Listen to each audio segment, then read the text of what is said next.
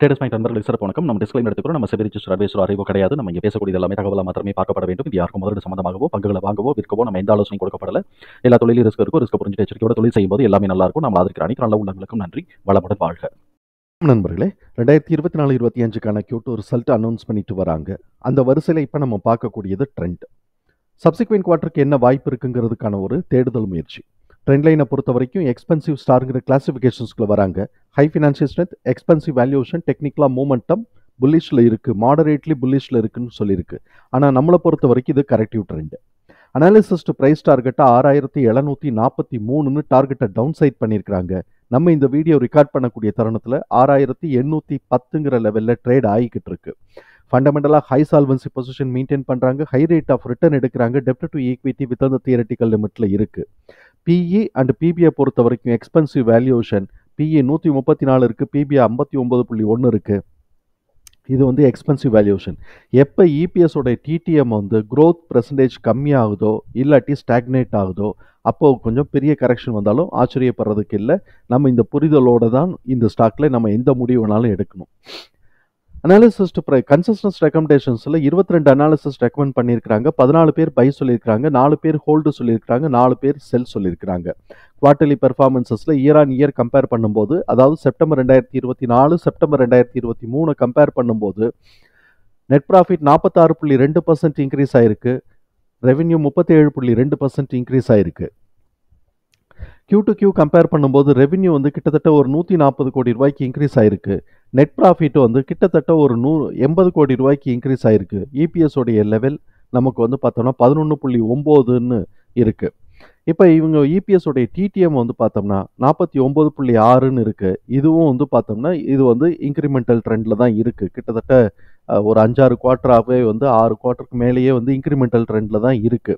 அதனால இப்போ வரைக்கும் இது வந்து இன்க்ரிமெண்டல் ட்ரெண்டில் இருக்குது. அடுத்த குவார்ட்டருக்கு டிடிஎம் கம்மியாச்சு அப்படின்னு சொன்னாக்க இது வந்து கீழே கரெக்ஷன் வந்தாலும் கொஞ்சம் பெரிய லெவலில் கரெக்ஷன் வந்தாலும் ஆச்சரியப்படுறதுக்கு இல்லைங்கிறத புரிதலுக்குள்ளே வச்சுக்கணும்.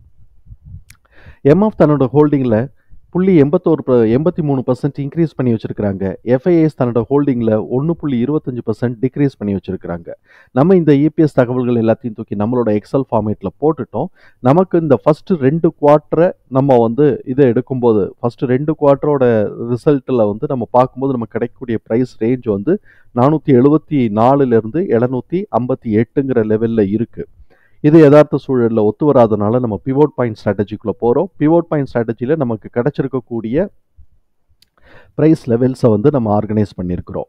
பிரேக் பாயிண்ட்டுங்கிறது 7772. பிரேக் பாயிண்ட்டை உடச்சி இவங்க மேலே போனாங்க அப்படின்னு சொன்னாக்க R1 8865 9788.